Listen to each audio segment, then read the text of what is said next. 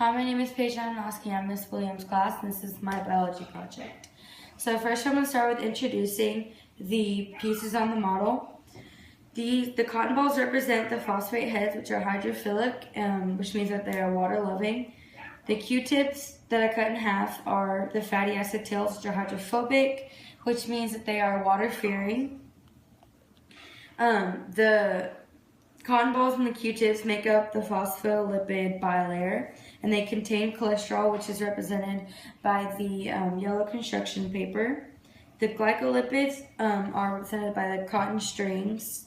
The channel protein is the cardboard pieces that kind of look like Pac-Man, and the peripheral protein is the Lego block. And the peripheral protein acts and it helps the channel protein, but doesn't go all the way through the bilayer.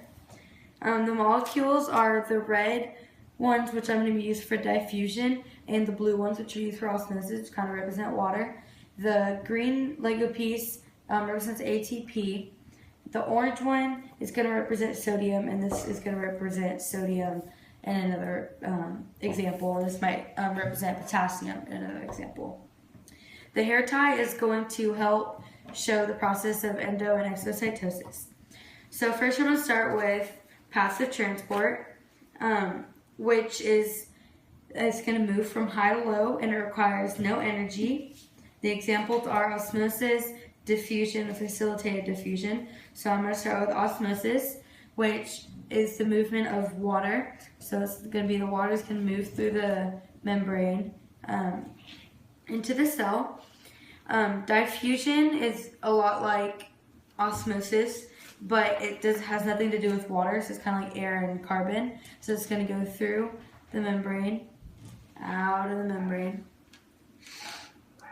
The next example or process of passive transport is facilitated diffusion, which is going to be using the protein, the channel protein.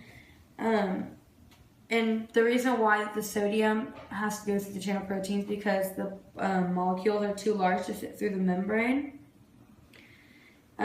So they're going to use integral protein until they reach equilibrium. So they're going to go through the integral protein out of it.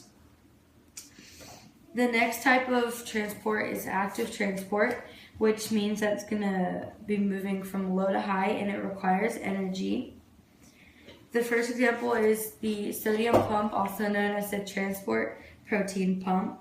The ions are going to go through, the potassium ions are going to go through the membrane, or go through the pump, and they have to use an ATP. So the ATP is going to help them go through the pump.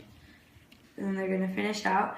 And then the next is sodium is going to meet them, and it doesn't need the help of an ATP. It's going to go through, and it's going to come out the other end. So that's facilitated diffusion. The next example of active transport is endocytosis. And this is when we are going to use the hair tie. And so endocytosis is when it engulfs the large particles into the membrane. And then exocytosis is basically just the opposite of endocytosis. Exo kind of meaning like exit, and so it's going to take those out of the cell and out. And this represented the high, and this represented the low because it kind of is easier for me. But on camera it might look like flipped. So that is my project. Thank you.